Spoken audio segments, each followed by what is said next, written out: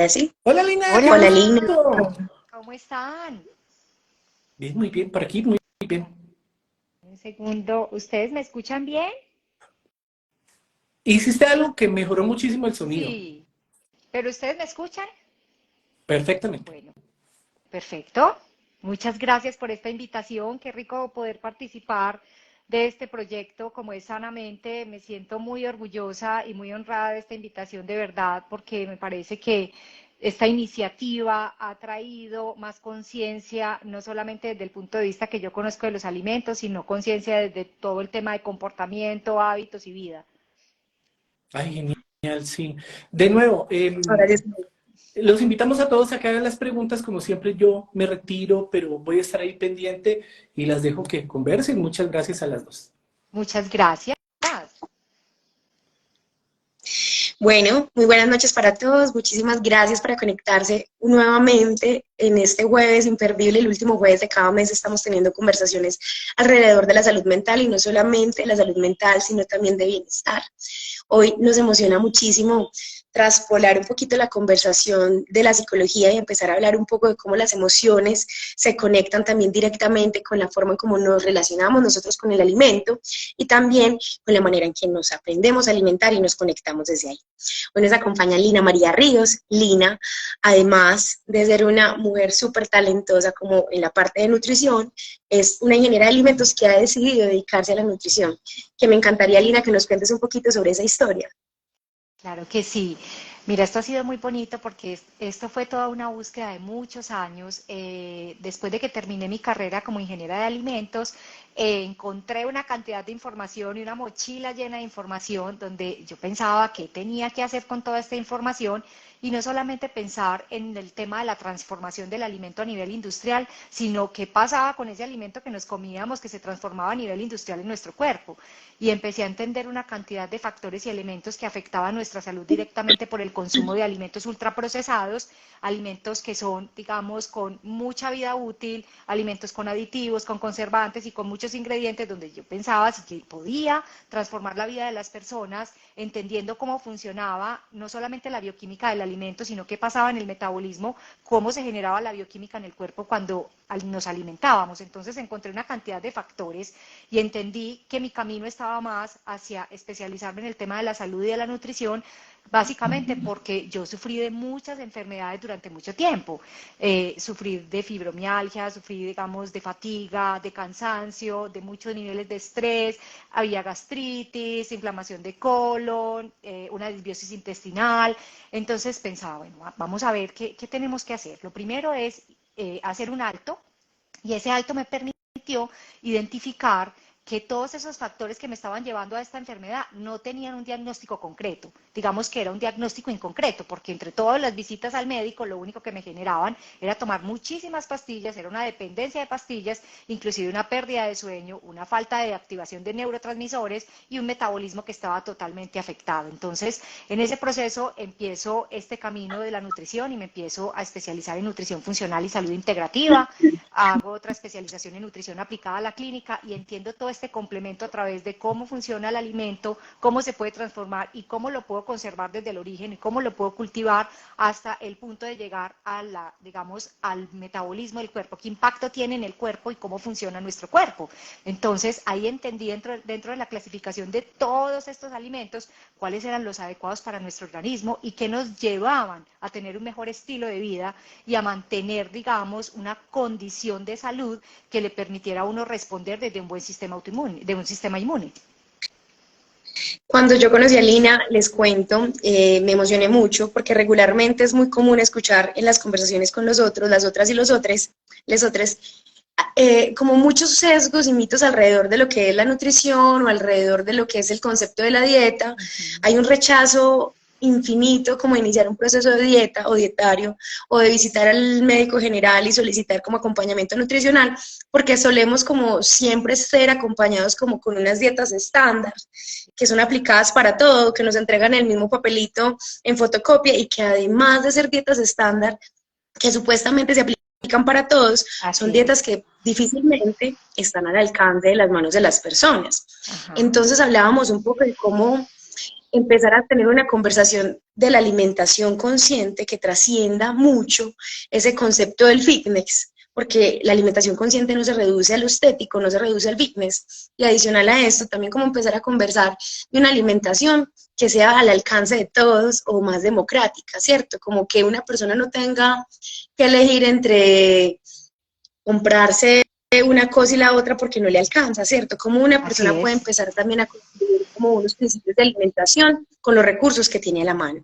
Entonces, para darle inicio a esta maravillosa conversación que nos emociona a todos un montón, porque sé que nos va a dejar llenos de insights después de esto y que ojalá alcancemos a desarrollar todo lo que tenemos preparado para hoy, pero somos conscientes de que es una conversación muy carnudita y también queremos darles como siempre a ustedes como paso a la conversación para que ustedes nos permitan, a través de las preguntas, también empezar a guiar cuáles son esas curiosidades. Ya sabemos que esto se va a ir, mejor dicho, súper carnudo, entonces existe la posibilidad de que volvamos a encontrarnos con Lina y conversar más.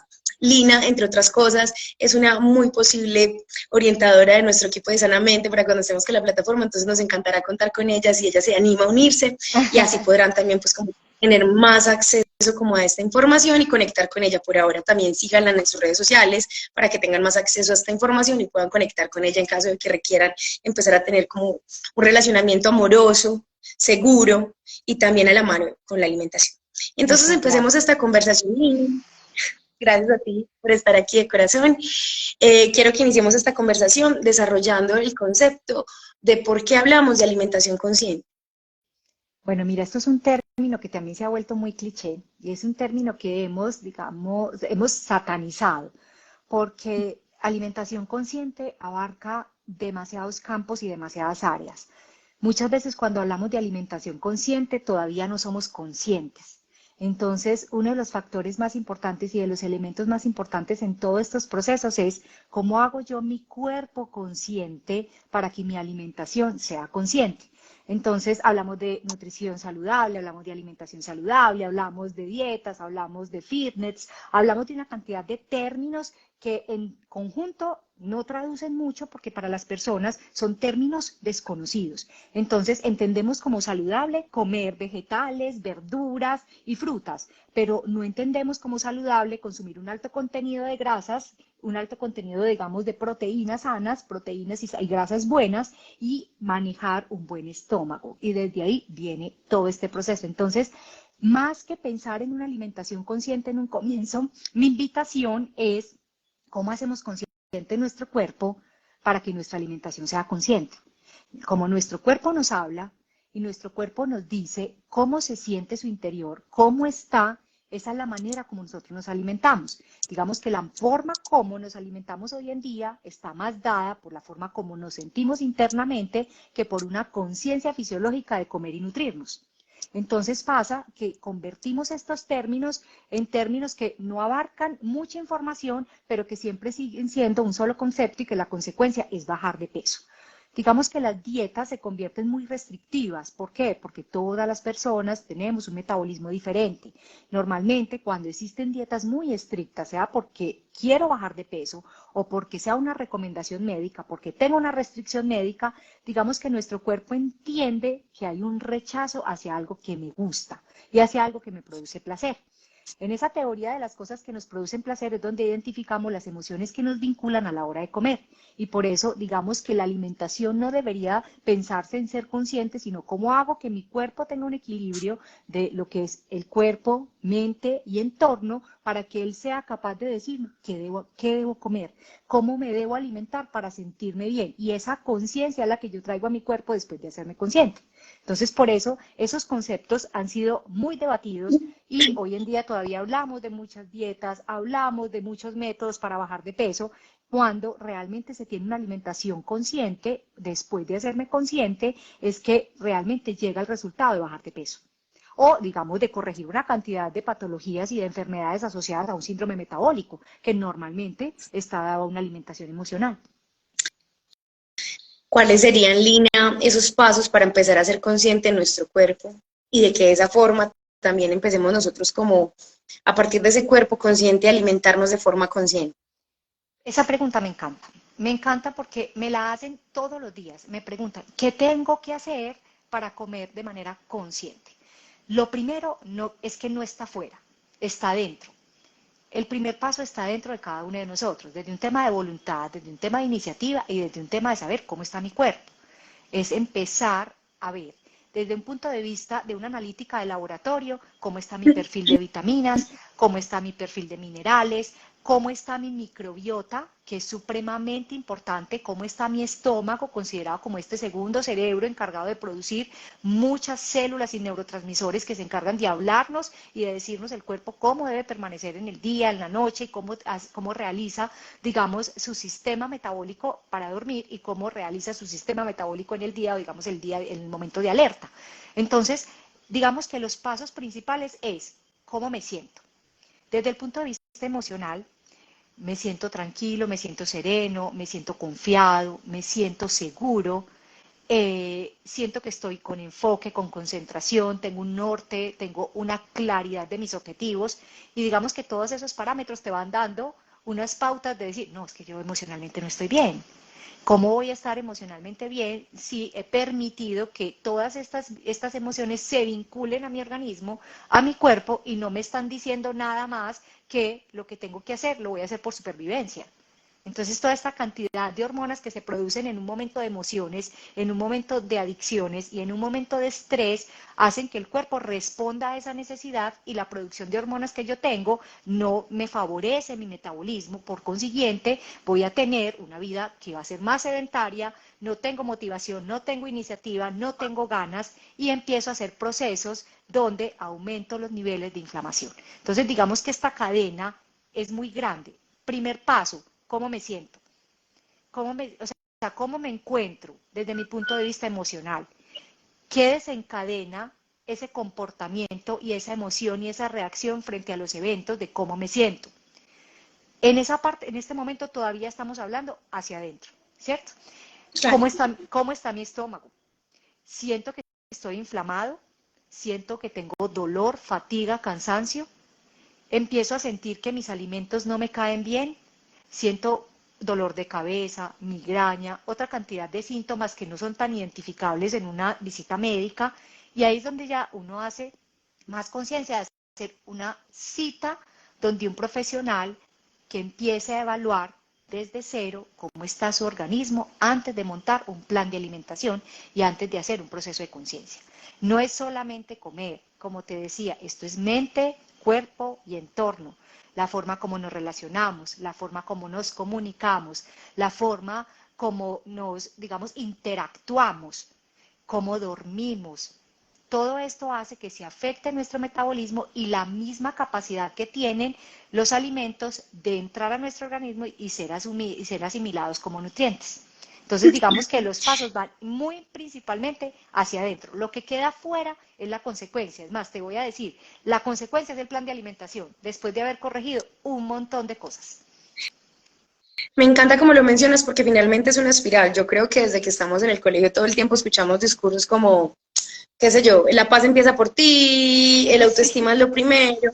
Y realmente yo siento que estos discursos de alguna manera lo que están camuflando, lo que intentan decirnos es, hey, conocete, escuchate, reconoce cuáles son tus necesidades, cómo te sientes, para que a partir de ahí, nosotros casualmente en casi todas las conversaciones llegamos a este concepto que se va a empezar a sentir súper trillado como en las conversaciones de Sanamente, pero que finalmente no todo se reduce a eso, pero sí es muy importante la parte del autoconocimiento. Y ahí en extensión, y es una espiral, nunca es aislado, ¿cierto? Nunca es el ejercicio en sí mismo, nunca es la alimentación en sí misma y nunca es tampoco pues como la salud mental en sí misma. Esta semana escuchaba una frase que me pareció muy bella y es como todo propósito necesita intención, ¿cierto? Como cualquier propósito con intención.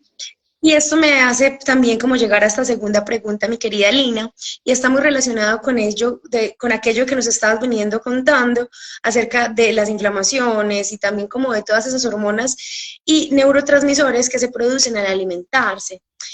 ¿A qué voy? ¿Qué es eso o sea, qué produce mi cuerpo cuando me alimento y qué es eso de los neurotransmisores, de las hormonas, cómo se relaciona con la alimentación?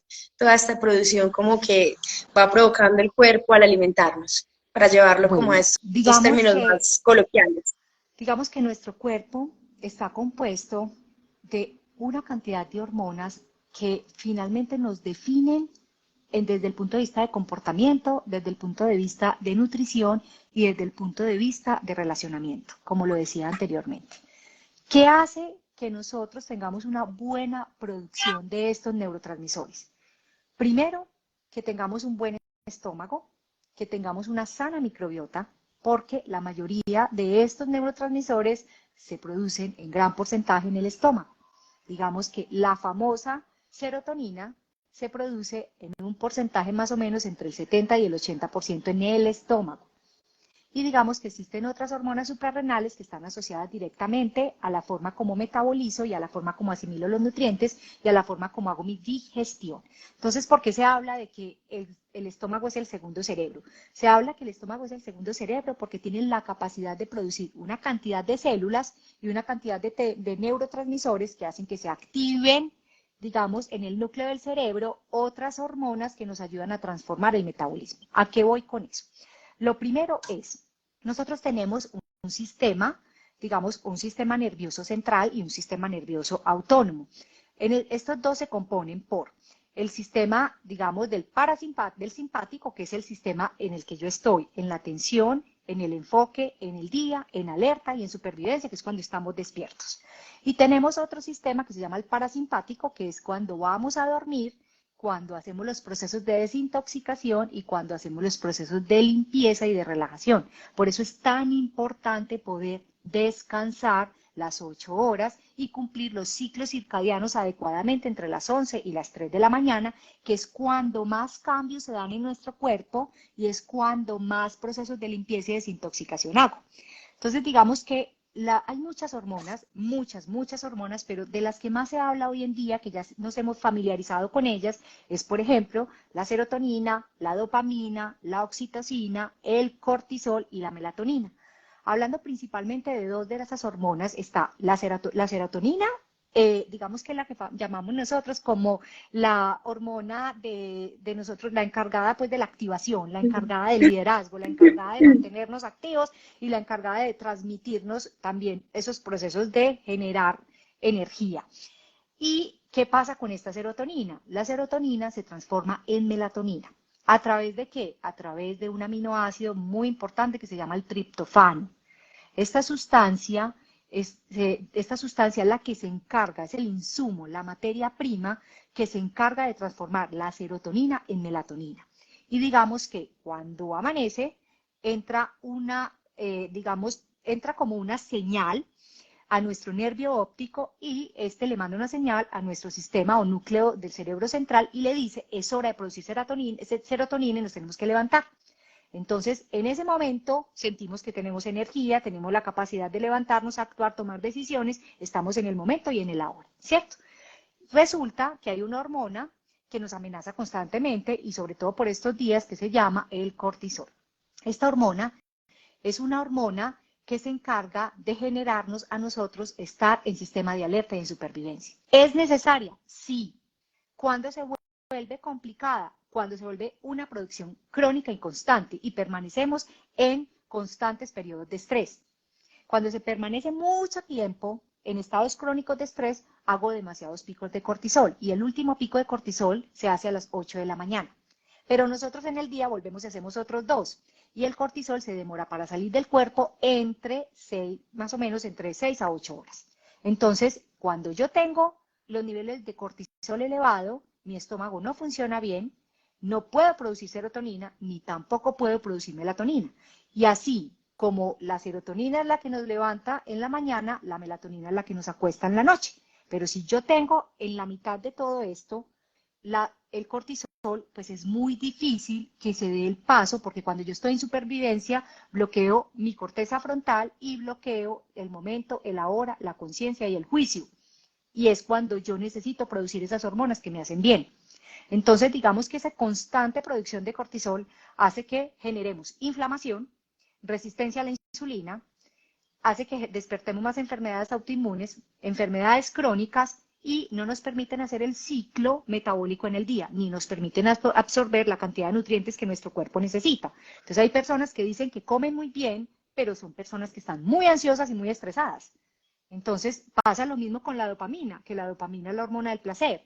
Y ahí es donde, digamos, lo que decía Pedro, y es que yo siento la necesidad de suplir una carencia o una ausencia de algo a través de mi emoción con los alimentos.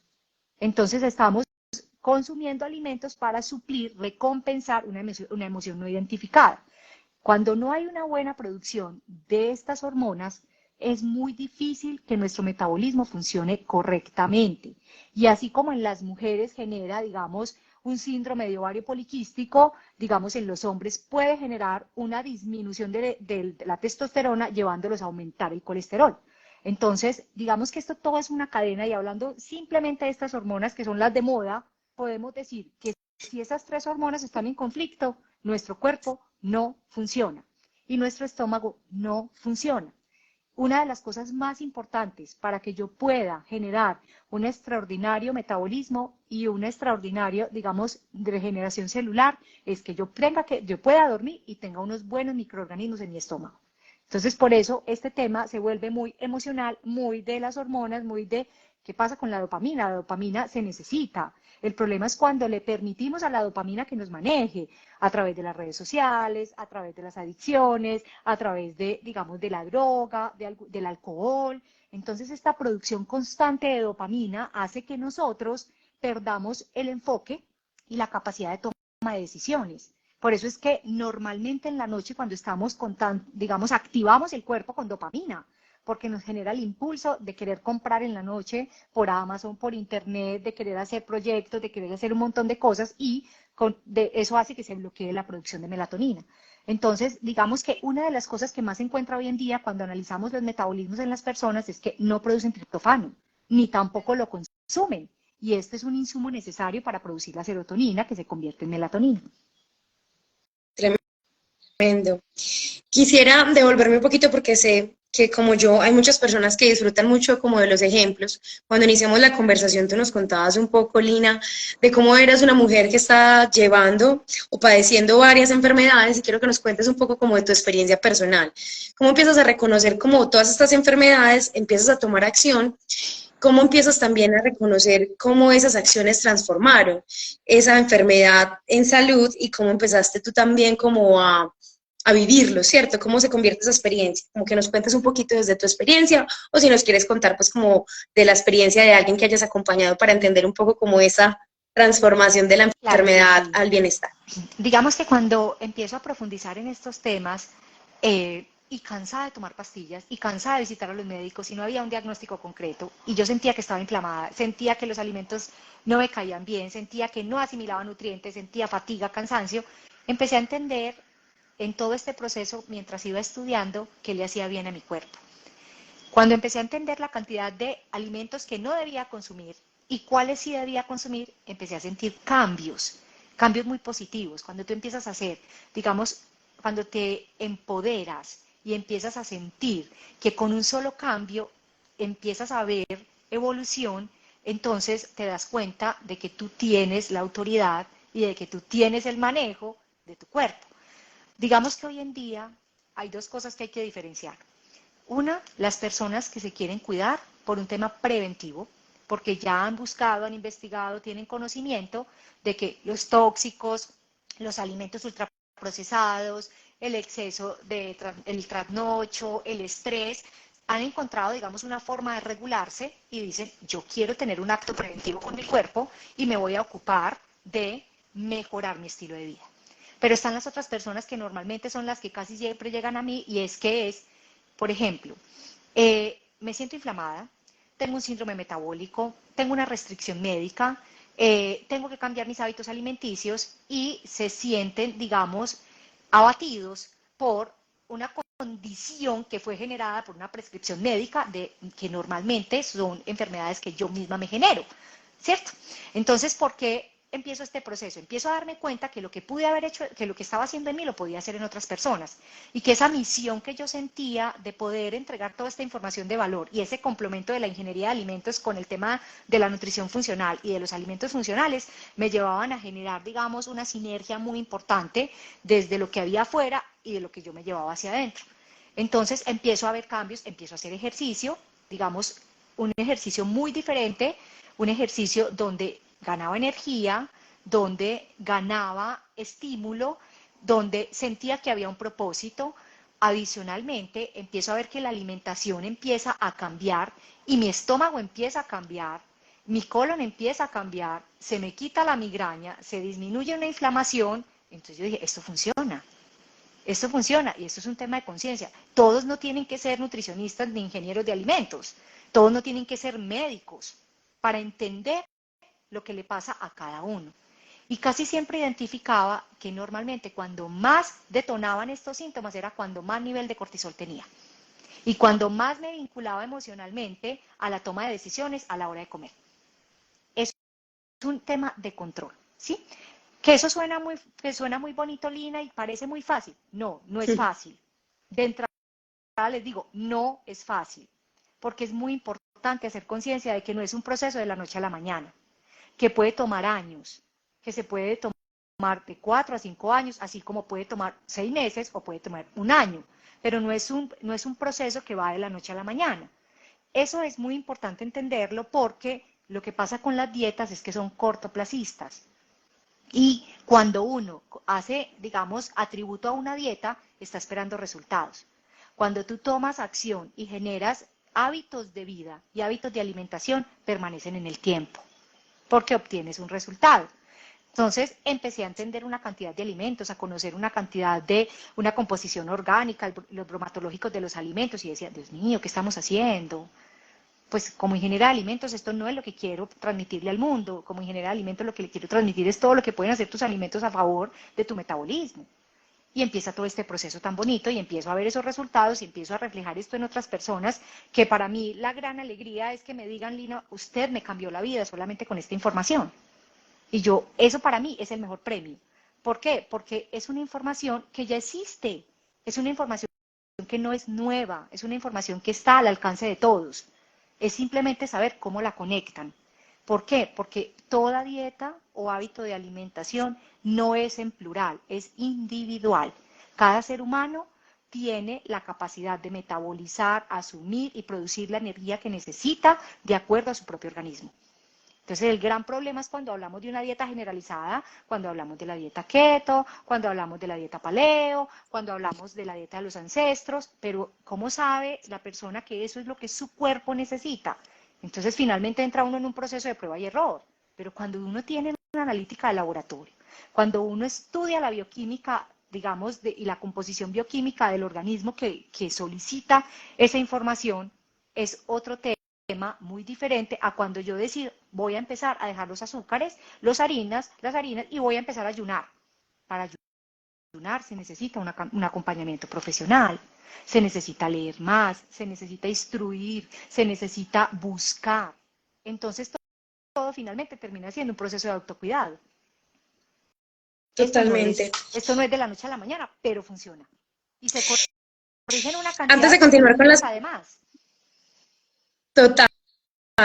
Te iba a decir que el chat está muy activo con preguntas alrededor del cortisol en especial. Entonces, antes de continuar con la siguiente pregunta, que está muy relacionada a esos alimentos que nos inflaman y que debilitan nuestros procesos de neurotransmisores, quiero que nos contes un poquito más sobre el tema del cortisol.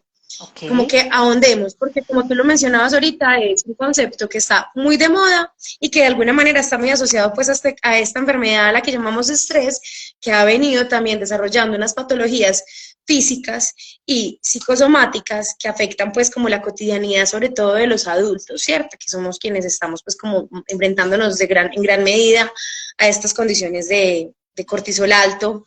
Ajá. Y de estrés alto. Entonces, voy a leer las 3 preguntas que están muy enfocadas como a qué tipo de alimentos pueden como producir o aumentar la producción natural del cortisol, ¿cierto? ¿Qué es eso del cortisol bueno y malo?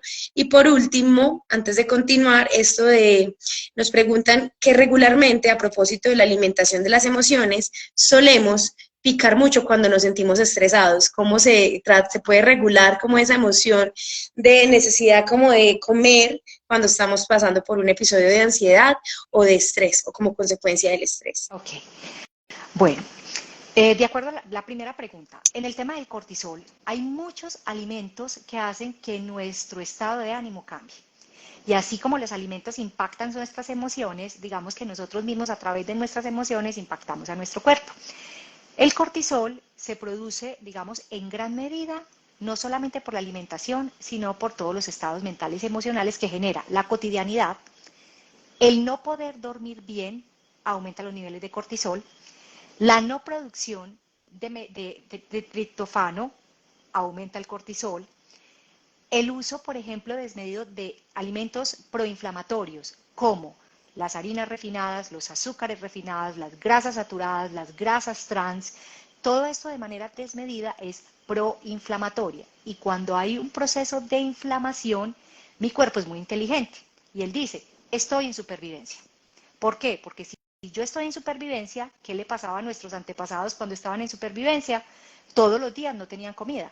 Entonces, cazaban y almacenaban en su cuerpo los alimentos como fuente de energía, pero eran personas supremamente activas y eran personas que todo el tiempo estaban en una rutina y haciendo mil cosas.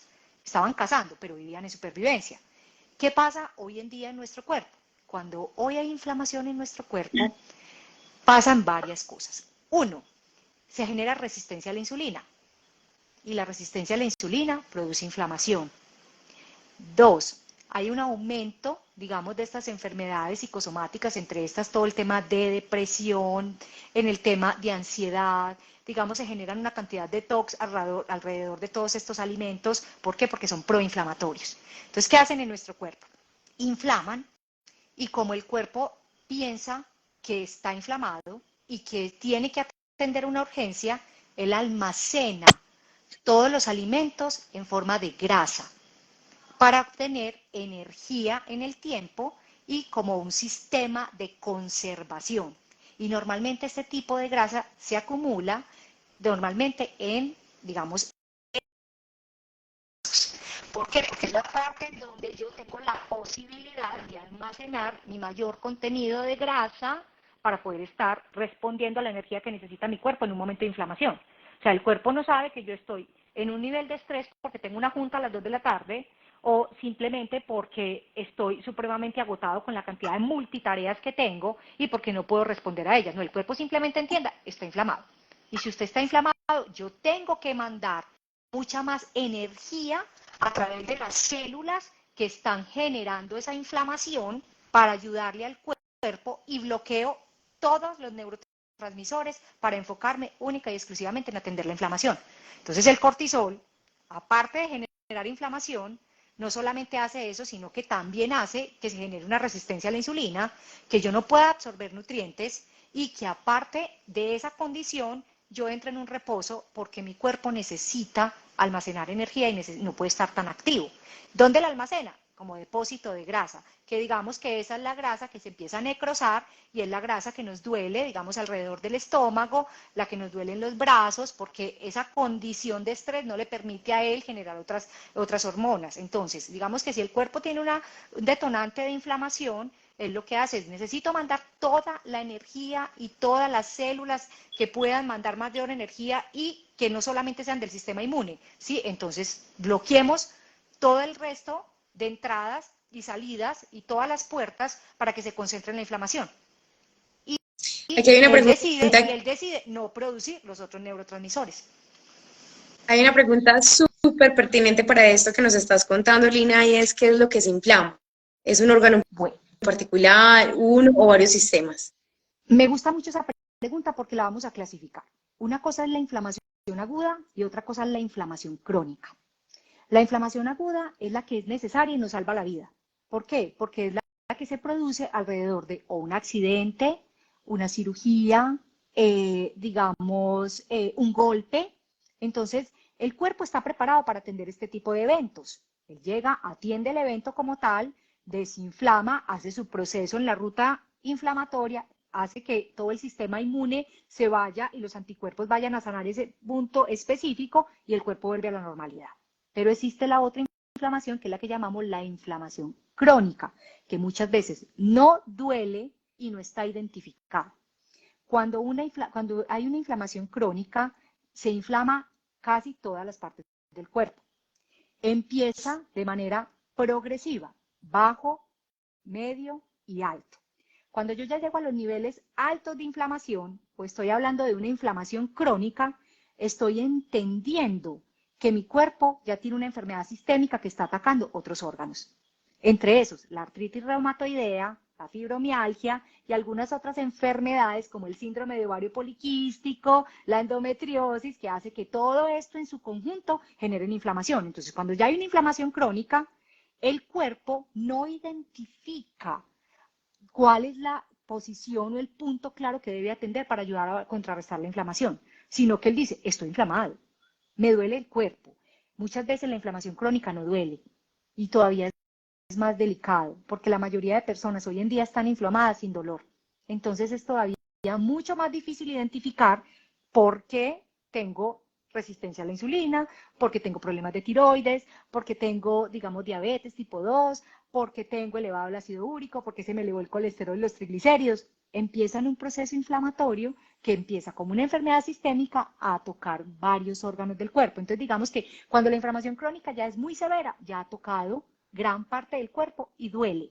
Pero cuando la inflamación, digamos, crónica es un proceso que yo todavía no identifico, pero que no me he hecho consciente de él, entonces empieza simplemente en determinados puntos. Toca articulaciones, toca vía muscular, toca vía células, transforma células buenas en cancerígenas, de ahí se desencadena toda la inflamación, eso también es una inflamación, afecta directamente la tiroides, que es como nuestro centro de mando, entonces ya no produzco la T3 y la T4, que están las necesarias para que mi cuerpo pueda modular la inflamación. Y adicionalmente, si tenemos un estómago inflamado, hace que también se propague a otro tipo de enfermedades que también conllevan a una inflamación. Entonces, cuando dice, ¿qué se inflama? Se inflaman tejidos, se inflaman articulaciones, se inflama el hueso, se inflaman células, se inflama varias partes del cuerpo. ¿De qué depende? De que yo identifique si estoy en una inflamación crónica o estoy en una inflamación aguda. La aguda es necesaria, todos la necesitamos. De hecho, cometemos un error cuando atacamos una inflamación aguda, porque es que el cuerpo tiene la capacidad de hacer su proceso de restauración y desinflamarse. Él está preparado para manejar esa situación o una condición. Pero en el caso de la enfermedad crónica, sigue avanzando y se vuelve una bola de nieve. ¿Qué le pasa al cuerpo cuando está inflamado? Todo lo que acabamos de hablar. Uno, la resistencia a la insulina, que es lo que más hablamos hoy en día. Dos, digamos que el riesgo de enfermedades cardiovasculares o aumento de la coagulación. Y hay un término que me gusta mucho que se llama el síndrome de sickness behavior. Ese es el comportamiento de la enfermedad. ¿Qué pasa con ese síndrome? Es lo que les contaba ahora. Es cuando el cerebro bloquea todos los neurotransmisores para atender la inflamación. Entonces no produce serotonina, dopamina, oxitocina y melatonina, porque solo tengo la capacidad de estar en supervivencia produciendo cortisol. No sé si respondo a tu pregunta. No, no, total, me quedo es como haciéndome más preguntas alrededor de eso y pensaba, por ejemplo, ¿cómo empieza uno también a reconocer estos síntomas de un cuerpo inflamado? Pues porque tú dices, no se siente, o sea, como una persona que tiene unos síntomas de inflamación, que son unos síntomas silenciosos, puede empezar a reconocer como síntomas o señales que diga, pues madre, tengo que revisarme después de esta conversación definitivamente. Eso, sí, señor, como el chiste, sí, señor. O sea, como que nos vamos a hacer esas preguntas y empezar como a tomar acción un poquito sobre eso también.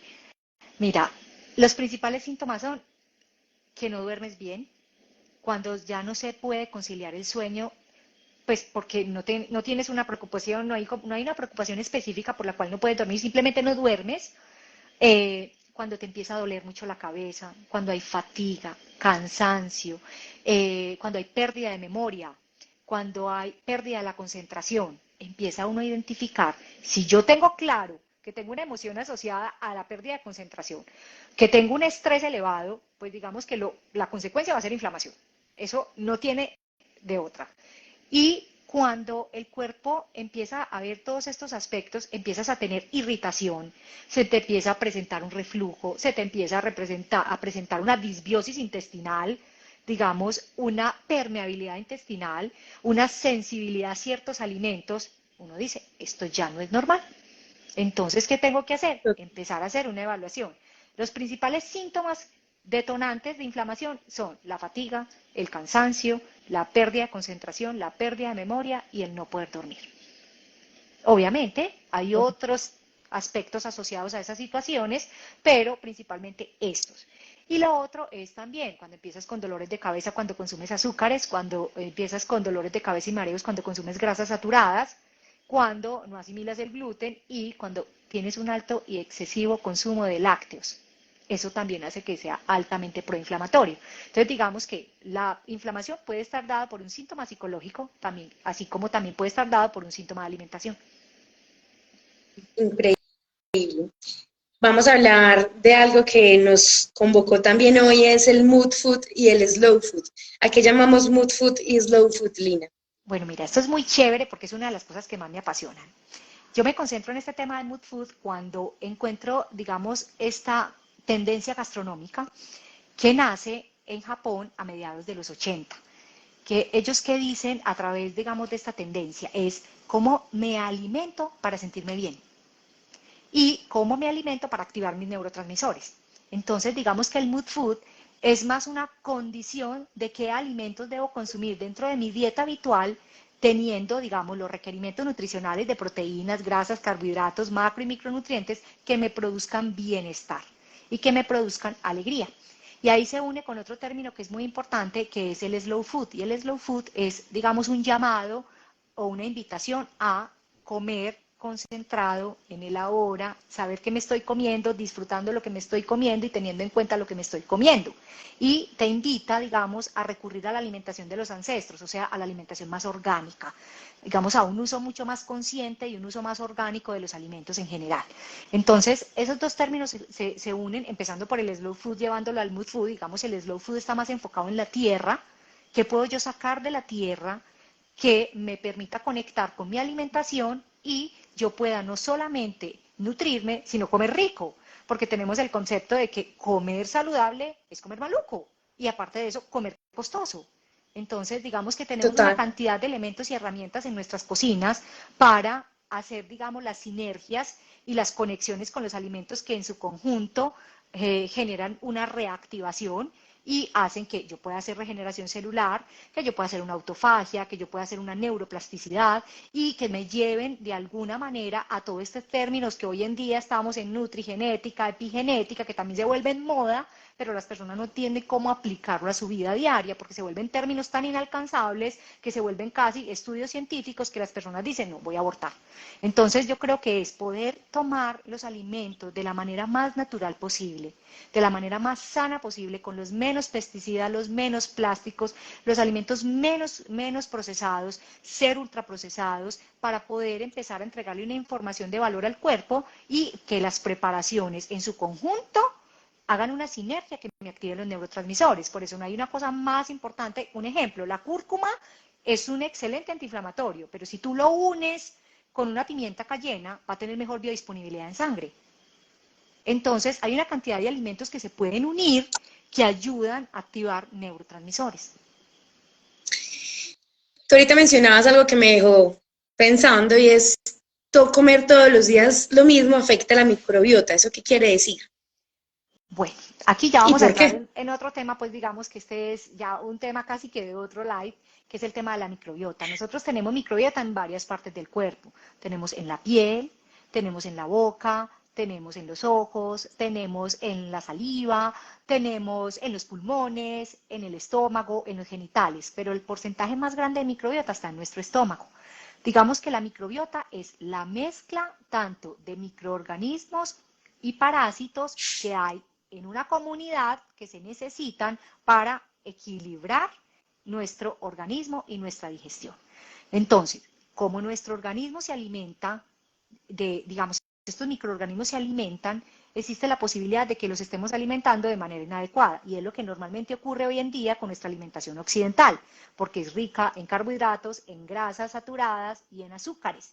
Y ellos son felices, los patógenos, comiendo estos alimentos. Entonces, normalmente tenemos estómagos con un desbalance y con un sobrecrecimiento de patógenos que no me permiten obtener la acidez que mi estómago necesita. El estómago debe ser completamente ácido. Y hoy en día me encuentro a muchas personas, pero con estómagos totalmente alcalinos, porque como lo que como me duele, lo que como me arde, lo que como no me cae bien, entonces yo habla fácil, me tomo un antiácido, un omeprazol, una ranitidina, para mandarlo a un estado alcalino y claro, mi estómago deja de doler por un ratico, pero no funciona. ¿Cuándo funciona mi estómago? Cuando está ácido. Cuando mi estómago está ácido, yo tengo una producción de microorganismos buenos en mi estómago. Y por eso es que yo lo tengo que alimentar. ¿Y de qué los alimento? Lo alimento de prebióticos y de probióticos. Y ahí es donde la invitación a toda esta cocina simbiótica, que es la mezcla de prebióticos y probióticos. Si yo todos los días como lo mismo, estoy alimentando todos los días el mismo microorganismo. Y yo necesito hacer procesos de fermentación en mi estómago para poder desnaturalizar los alimentos y convertirlos en proteína y que vayan a mi intestino delgado para ser absorbidos como nutrientes. Entonces pasa constantemente que tenemos que tener una alimentación variada, con muchas verduras, con muchos vegetales y de muchos colores, porque todos tienen una función específica para determinados microorganismos en nuestro cuerpo. ¿Cómo podemos alimentar nuestro cuerpo de probióticos, por decir algo, ¿cierto? Al alcance, o sea, como una persona, tú ahorita mencionabas por la cúrcuma y la pimienta, por decir algo, yo me puedo ir para el de uno y la consigo fácil, el costo también al alcance. Cuéntanos un poquito, ya nos va quedando muy poco tiempo, como cuéntanos un poquito de esos alimentos que se convierten en superalimentos y que de alguna manera están al alcance y que pueden ayudar como a cuidar un poco la acidez de nuestro estómago. Bueno, mira, una cosa muy importante es, los procesos de acidificación del estómago no son tan complejos, son simples, pero requieren un tiempo, ¿cierto? Entonces, digamos que el consumo adecuado de alimentos verdes, muchos vegetales verdes, como la col rizada, el kale, la espinaca, algunas lechugas lisas muy verdes, el consumo de vegetales, digamos también lo rojo, el zucchini, el calabacín, el pimentón, y el uso, por ejemplo, de especies naturales como el orégano funcionan muy bien porque aparte de todo eso, tienen un efecto antibacterial y mejoran la modulación de la inflamación en el estómago y regulan la carga microbiana. Entonces, ¿qué es importante siempre tener claro en el día? De que mi alimentación sea variada. Dentro de los probióticos está, por ejemplo, la kombucha, el kefir, el kimchi. Todos estos alimentos tienen unos microorganismos vivos que yo voy a insertar. Los prebióticos son más como la fuente, es como el alimento que yo le entrego a mi estómago para preparar como un sustrato para que mis probióticos crezcan. Entonces ahí están todos los vegetales verdes, la mayoría de vegetales verdes, la mayoría, digamos, de productos que tengan la posibilidad de ser un sustrato fermentable en nuestro estómago. Pero hay casos de casos. Una persona que tenga una gastritis, una úlcera gástrica, que tenga, digamos, una enfermedad en el estómago, primero tiene que corregir la enfermedad en el estómago antes de empezar a generar una alimentación prebiótica y probiótica. ¿Por qué? Porque primero hay que hacer la reinoculación de los microorganismos buenos.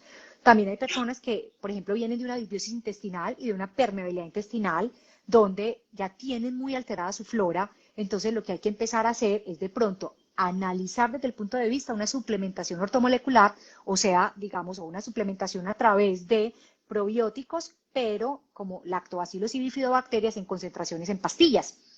Por lo mismo, cuando uno le hacen, digamos, un análisis de laboratorio y le dicen, es que tenés deficiencia de vitamina D, C, magnesio, ¿qué está pasando ahí? Hay una carencia que normalmente no lo vas a suplir solamente con alimentación, entonces necesitas suplementarte, pero no suplementarse como de moda, porque como ya cumplí 40, entonces tengo que tomar vitamina C, ya tengo que tomar magnesio, tengo que tomar vitamina D, entonces toman al mismo tiempo omega y vitamina D, que son dos vitaminas liposolubles que entran en conflicto, eso es una locura. Entonces empiezan a automedicarse y se mantienen comprando en todas las tiendas naturistas puras marcas comerciales que no tienen buena biodisponibilidad en sangre. Si yo no tengo una deficiencia y una carencia, pues no necesito una suplementación ortomolecular, pero si yo sé que estoy como en ese límite de estar más abajo que arriba, hago mi proceso de manera natural. ¿Y lo hago con qué? Con la ingesta de prebióticos y la ingesta de probióticos. Entonces digamos que cada caso es específico y por eso se estudia muy bien la microbiota de cada persona, para saber si hay una deficiencia y si vamos a suplir una carencia o vamos a generar, digamos, primero todo un proceso de restauración del estómago o del intestino. Me da muchísima risa esto que mencionas porque realmente es eso, o sea, es muy común después de que uno cumple cierta edad, como reunirse con las amigas o con los amigos y empezar a conversar de, ay, no, estoy tomando magnesio, y que no me dijeron que tomara magnesio para dormir, o melatonina, Sí, o sí, colágeno, o vitamina D, o me compré este multivitamínico sí, yo misma. He sido esa mujer que se va para la farmacia y compré eso multivitamínico, pues, es fatal, porque porque no me sabes ni qué está está dando gripa muy pasando. seguido, Y de hecho hay algunos minerales que y pueden entonces uno alterar se encuentra Bion 3, sí, y hay algunos minerales y vitaminas que pueden alterar tu microbiota. Entonces no se sabe total. qué están atacando y si realmente están teniendo la función que corresponde. Y si estoy consumiendo una vitamina liposoluble y si estoy consumiendo un mineral que realmente entren, digamos, en una sinergia, no en conflicto. Y otra cosa es que se pueden hipervitaminizar, eso no es necesario. Entonces voy a generar por un lado cálculos, entonces por este lado otra cosa. Yo creo que es hacer conciencia, primero conocer su cuerpo. Pero yo creo que un plan de alimentación y una dieta es para cada persona. Y más que llamarlo una dieta, es llamarlo un estilo de vida. Y esto es una condición que está, por eso está asociada tanto a las hormonas, porque es que la forma como me siento es la forma como como, la forma como me siento es la forma como duermo. Y por eso es un conjunto de elementos que tenemos que unir, que van desde la cabeza hasta afuera, hasta el entorno. El aprender a preparar tus alimentos, el sacar el tiempo, así sea, digamos, para hacer una minuta práctica, hacer una compra eficiente y tener una preparación para toda la semana, que se pueden regenerar sin perder nutrientes y mantener en procesos de cocción más bajos para que no se desnaturalicen los alimentos. Entender cuáles son los alimentos que me inflaman y qué desencadena toda esta inflamación. Es entender, digamos, como todos esos factores, saber cuál es la alimentación más adecuada para mí. Hay personas que dicen, no es que estoy comiendo todos los coles que me dicen, todas las coles que me dicen porque tengo que arreglar mi microbiota, pero resulta que esa persona no puede tener una alimentación rica en FODMAPs, y el FODMAPs es una alimentación rica en muchos nutrientes fermentables y muy verde, pero esa persona tiene una úlcera. O la persona que dice es que estoy tomando vinagre de manzana todos los días en ayunas, pero me hace vomitar y me mareo y me arde el estómago. Primero hay que corregir el estómago, porque eso está hablando de que no hay un buen estómago. O la chía. Por ejemplo, a mí la chía me inflama. Y Pues se es me que no te, inflama el y no te estómago, tendría que entonces, inflamar.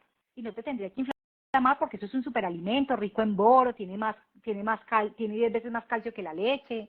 Digamos que no te debería inflamar. Cuando hay una inflamación por el consumo de semillas, no hay una buena microbiota. O algo está pasando en tu interior, en el estómago, que hay que evaluar primero, corregir, revertir para que tú puedas tener el antes de uso tomar de chía. consumos como leguminosas, el consumo de las semillas y de los frutos secos. Encuentro muchas personas con sensibilidad a los frutos.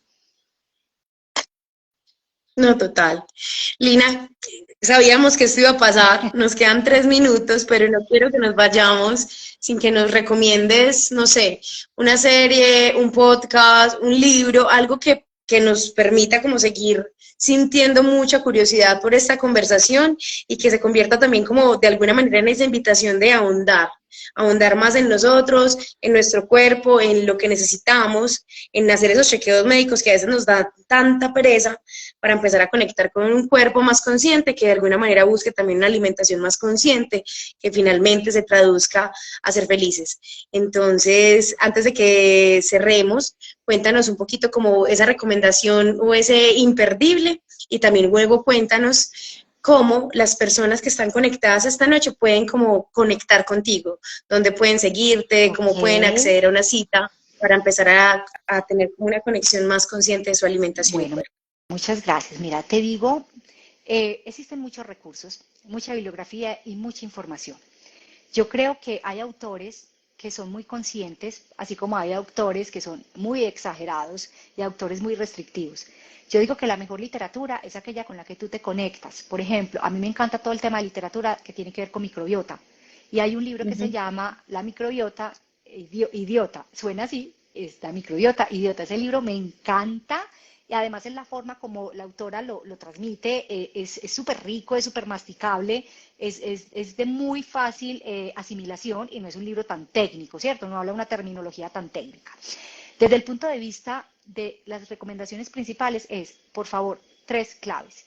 Es tocarse ustedes mismos, es tocarle la puerta a un profesional para que se hagan una valoración general de cómo está su metabolismo, cómo está todo su cuerpo, su perfil de vitaminas, de minerales, cómo está su intestino, cómo está una cantidad de cosas que uno se tiene que hacer desde el punto de vista de valoración.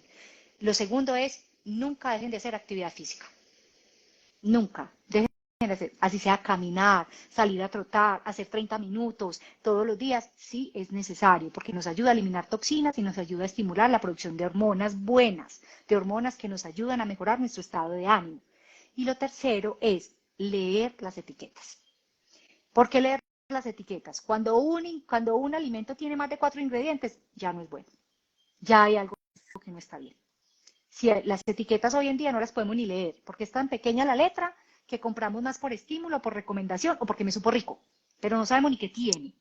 Entonces, leer las etiquetas, siempre que vayamos al mercado, leer las etiquetas, así como la vida útil de los alimentos. Alimentos con vida útil de 2 meses, de 3 meses, de 1 mes, no es bueno. ¿Por qué? Porque está lleno de edulcorantes, conservantes, aditivos. Porque un alimento que tenga un volumen nutricional elevado no tendría por qué durar 3 meses en la alacena ni en una nevera. Eso habla de que tiene una cantidad de ingredientes que hacen que su vida útil sea prolongada. Entonces, temas de estilos de vida, meditación, el tema del ejercicio, el tema de hacerse su valoración y de ahí empezar a buscar un profesional que lo acompañe en su plan de alimentación. ¿Dónde me pueden seguir? Me pueden seguir en @linarriosmoodfood. Si quieres, yo te doy mi teléfono por el interno, las personas que puedan estar interesadas. Puedo dar citas virtuales también y presenciales. Pero acá lo más importante, el trabajo primero lo tiene que hacer cada uno, antes de llegar a mí o antes de llegar a Perfecto. cualquier profesional. Entonces, digamos que a veces las recomendaciones que nos dan son muy diferentes. Nunca nos dicen, revisa las etiquetas cuando estás comprando. Haz una compra consciente, haz una compra eficiente a través de lo que tienes en la cocina y cómo puedes aprender a transformarlos. Evita comer todo el tiempo por fuera de casa y no comas más de 3 veces al día, para que no generes tantos picos de insulina. Lina, infinitas gracias por compartir con tanta disposición, amor, en este espacio, esta información. En lo personal siento que me voy aprendiendo un montón. Esperamos igual contarles y seguir compartiendo este video. Ojalá podamos como encontrar otro espacio para replicar no esta información, sino ampliarla. Pero Claro que recuerden sí. que este video va a quedar colgado en nuestra página de Sanamente por si Lina lo quiere repostear en sus Claro redes. que Nosotros pues sí. también lo compartimos. Y adicional a esto también se convierte en un podcast que pueden escuchar en Spotify, con Conversemos Sanamente. Alina, infinitas gracias por este espacio, por su tiempo, a las personas que se conectaron hoy, que se siguen conectando cada mes en nuestras conversaciones, gracias. Cada vez estamos más cerca de lanzar nuestra plataforma, de tener nuestros orientadores y poder acompañarlos con muchísimo amor y disposición en este proyecto que llamamos Sanamente. Y a Pedro también gracias, que siempre está en el back como acompañando y apoyando todo el proceso para poder tener estas conversaciones. Muchas gracias, de verdad, me honra mucho la invitación y el poderos acompañar en su nuevo proyecto también será un honor. Mil y mil gracias.